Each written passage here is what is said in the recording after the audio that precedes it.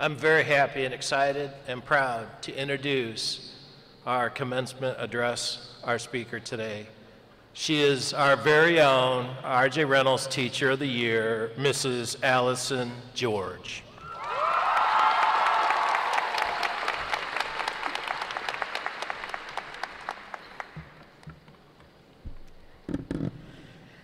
Good evening, faculty and staff, family and friends, and most importantly, seniors. I'm extremely excited and grateful to be able to speak with you all this evening. To be honest, I was totally overwhelmed when I learned that I was going to be speaking tonight. I was completely at a loss as to what to tell you guys. I knew I wanted it to be meaningful. But then I remembered my own graduation, and I realized I couldn't even remember who my speaker was, let alone what they said. That took a little of the pressure off. Then I stumbled upon some pretty solid advice. Write about what you know. So, based on that, I'm going to talk to you about being a nerd and how I hope you all will be one too.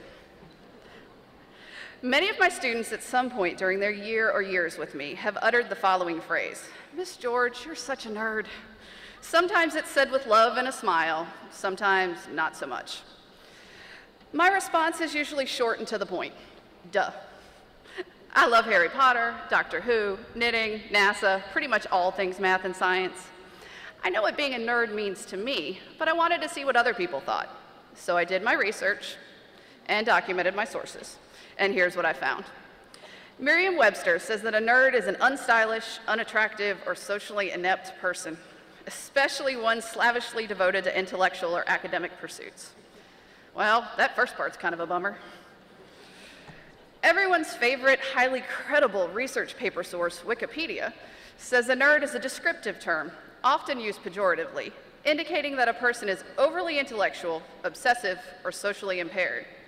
They may spend inordinate amounts of time on unpopular, obscure, or non-mainstream activities, which are generally either highly technical or relating to topics of fiction and fantasy, to the exclusion of more mainstream activities. Well, that's a little better. At least it's not calling me unattractive. That favorite internet resource for lazy high school students, Yahoo Answers, says you aren't a nerd unless you'd rather spend your Saturday nights reading a textbook than hanging out with people. But then again, it's not like that's a bad thing. It just depends on how you look at it. Well, that one sounds more like it. Here's another answer. Usually, nerds and geeks are a lot more fun to talk to. They have smarts and can hold intelligent conversations about things that actually matter. I'm not gonna lie, I like that one. My favorite discussion of what it means to be a nerd comes from the author John Green talking to his brother Hank on one of their Blog Brothers videos. The special snowflakes in the audience will recognize this from the poster in my classroom. Nerds like us are allowed to be unironically enthusiastic about stuff. Nerds are allowed to love stuff, like jump up and down in the chair, can't control yourself, love it. Hank, when people call people nerds, mostly what they're saying is you like stuff, which isn't a good insult at all. Now that's more like it. Being a nerd, to me at least, is loving something so much that you lose the ability or desire to be cool about it. Watching a space launch or a video from the International Space Station has caused me to sit wide-eyed like a 5-year-old.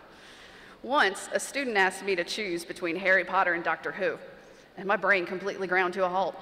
I stood there with my mouth hanging open while my brain was going, does not compute. Now, John's definition of a nerd is pretty good, but I think the actor Will Wheaton summed it up best in a video to a little girl. Now that I'm an adult, I'm kind of a professional nerd, and the world has changed a lot.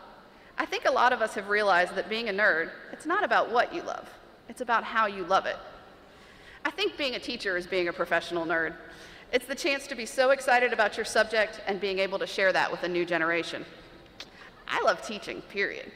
I love finding new ways to explain a concept, new techniques to try, working with other teachers to see what they use. I love going to conferences, both to attend and to present, visiting other classrooms no matter what the subject. Learning is a never-ending process, and teaching celebrates that.